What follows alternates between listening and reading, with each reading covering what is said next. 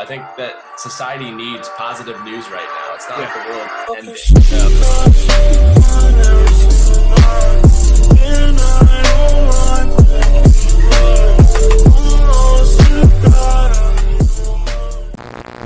With the growth associated with COVID in the collaboration market has been tremendous. It's kind of unprecedented. In fact, you might have seen some recent articles. Zoom, let's take Zoom for example. In December, they were at 10 million daily active users. As of today, they're at 200 million. That growth is just unimaginable. It's never really seen it in this sort of space, or for most tooling in general. But beyond that, Microsoft Teams went from 15 million daily active users 30 days ago to 45 million today. Facebook has seen 300% user growth, and Slack onboarded 7,000 customers in the past 30 days, like more than they did in the first half of 2019. Like, those sorts of numbers would have taken years, many years, for the market to be able to get to that point. So what we've seen was a market contraction of probably maybe 3 years of activity condensed into 30 days. The amount of momentum associated with that is just hard to conceptualize. For our business alone, we've seen more leads come in the past 30 days than we saw for like the first 9 months of 2019. It's unbelievable. Our team is quite tapped out in terms of initiating and running through a number of sales processes with large corporations. We want to be able to help them as fast as we can, and we're doing so. But I just, it's amazing to me.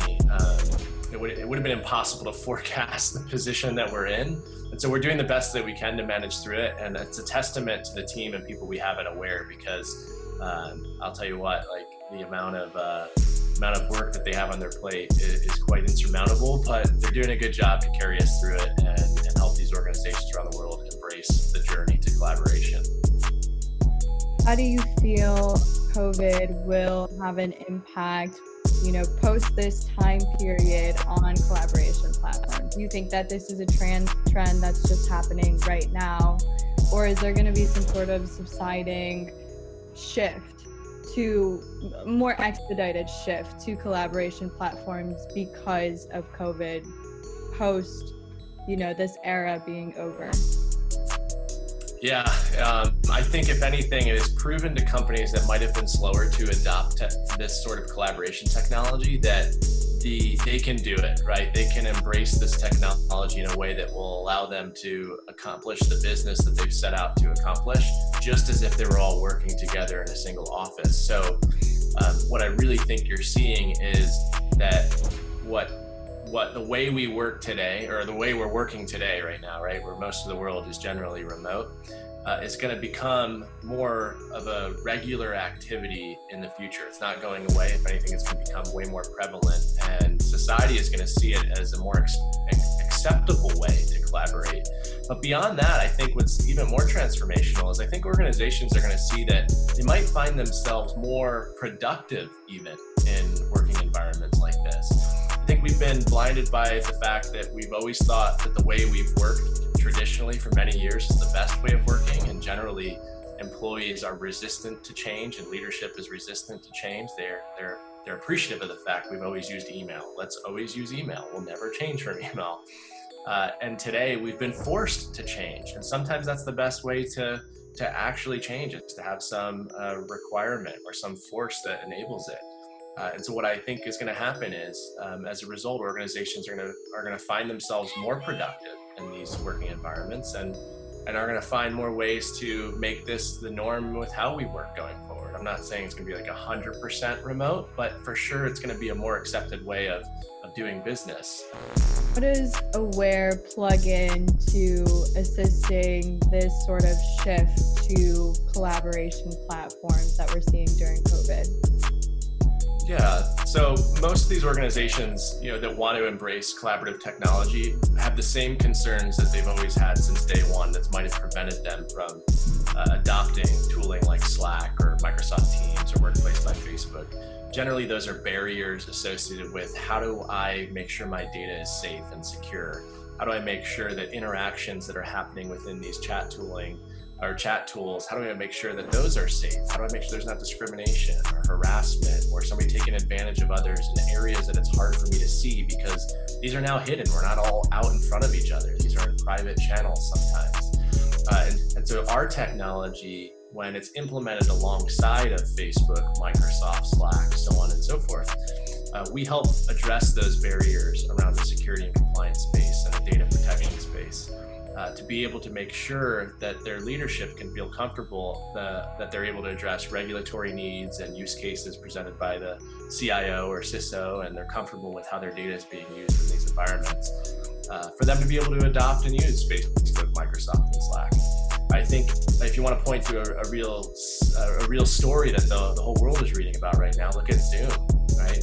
Security and data protection and privacy was looked over in some of the implementation of their technology. And as a result, they're now facing a ton of public pressure around how enterprises that are adopting their technology, how their data and usage is generally unprotected and insecure.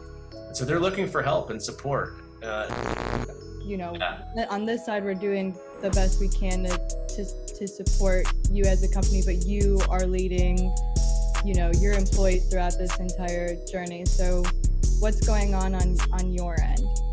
The positives associated with COVID, at least for us, are that it's accelerated the market. It's dramatically grown at over 300%, I would say, in the last 30 to 45 days, which it takes a once in a century type activity like a pandemic to create some sort of market growth like that in such a short period of time. So the positive is that the market has gotten larger for us, and the deals have accelerated, the deals have gotten larger. So there's a lot of upside there. Now, the challenge with it also comes to the fact that everybody is impacted, including ourselves, in terms of how we work. Like, the work styles has obviously changed. We are more remote, obviously. And so the culture of the company is a little bit different, and there's pros and cons to that. There's always, there's good things that come with, being able to work collaboratively just over remote software like Facebook or Slack. But then there's also downsides. Like, you can't just tap somebody on the shoulder next to you and have a quick conversation. You don't hear the water cooler talk anymore, and the culture of the company is suddenly impacted. So my job is to try to help the company feel as connected as we've always felt. And I actually feel that our technology is helping other large corporations maintain and protect and defend the culture they've always had in place by being able to embrace it with this collaborative technology. Square is known for having such an awesome culture, right? You guys have won the Best Culture Award in Columbus for a couple years in a row now. How are you keeping your employees motivated during this time? Yeah, it's a good comment, good question. We have won the last few years, and honestly, it's a testament to our employees. The employees really define the culture, and it's my job to help embrace it the way that they want it led. I think what we've done that's probably unique, and maybe not a lot of other organizations have or startups have created, is we actually have somebody whose only responsibility within HR is to embrace and develop the culture of Aware. They are our culture experience architect. So during COVID, their responsibility is to try to find ways to keep us connected, even if we are remotely distributed. But it's just finding ways to make sure that people don't feel isolated, don't become isolated. They're connected to everything that's going on. And I think that starts at the top. I think it's important for me and my leadership team to continue to convey what's happening and be as transparent as possible. And that way we're all operating on the same context. And don't forget that some people are going to be a little bit more quiet through periods like this. And we've got to check in and make sure that if people are feeling isolated, we find ways to include them as best as we can. And so it's a thoughtful thing. And if you're not investing the time or energy into it, it can blindside you pretty quickly. And you can find yourself in a position where disengagement is driving or creating toxicity within your company, as large or small as you may be. And so we feel like we are ahead of that because of the processes we put in place to make sure that we invest in the culture of the company. Right. And a lot of that is tied to your product as well, right? Because that's what you're trying to do with the Aware software is make sure that everybody is engaging, everybody has a happy and good work culture where they feel as though it's, sort of a safe space for them to talk about. That's awesome. Yeah, we have to eat our own dog food, right? I mean, we can't create technology out there that's helping organizations everywhere else try to understand what are the driving forces between negative behavior in their environment or reinforce positive behavior. We have to eat our own dog food, and we do. And so I feel pretty humbled by the fact that since day one of the things I'm most proud of is the fact that our organization has been recognized as having a top culture. But I think that really ties down to the fact that the individuals at this company are empowered to make decisions. They have information.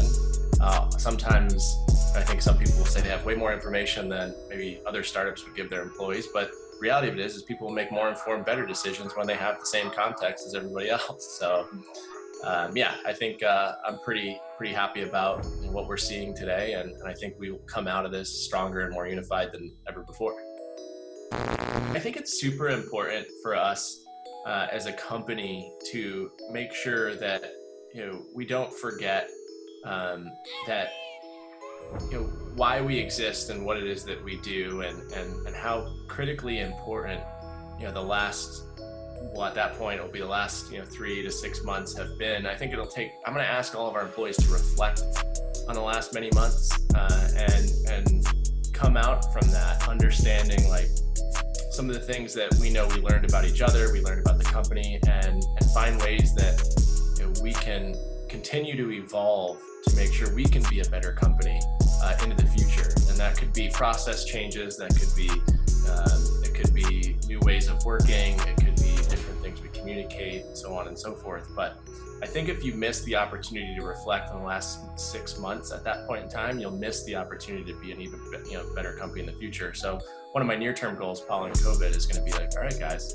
now that we're through this, let's take a moment here. Let's look. Let's do a retro and look back and think about what went well and what didn't go well, and how can we prepare ourselves in the future to be a better company, both culturally and also professionally and productively with how we work. So that'll be an important characteristic. And then long term, beyond that, it's continue to move forward. It's continue to find ways to become super relevant in today's society and help organizations around the world embrace the technology that we know they need to embrace to be collaborative and productive. And so that means integrating with all the flagship products that enterprises are adopting. And in some scenarios, that means fast forwarding some of the integrations that we planned maybe years out to this year. And that's like Zoom and Cisco WebEx Teams and so on and so forth. So that's kind of the way I'm looking at things right now. You are like the easiest person to talk to via Zoom and ask a question, just sit there and listen. So thank you. Good. Are you basically telling me that I talk too much? I think that's what I heard. That's fine. It's all good. In a good way.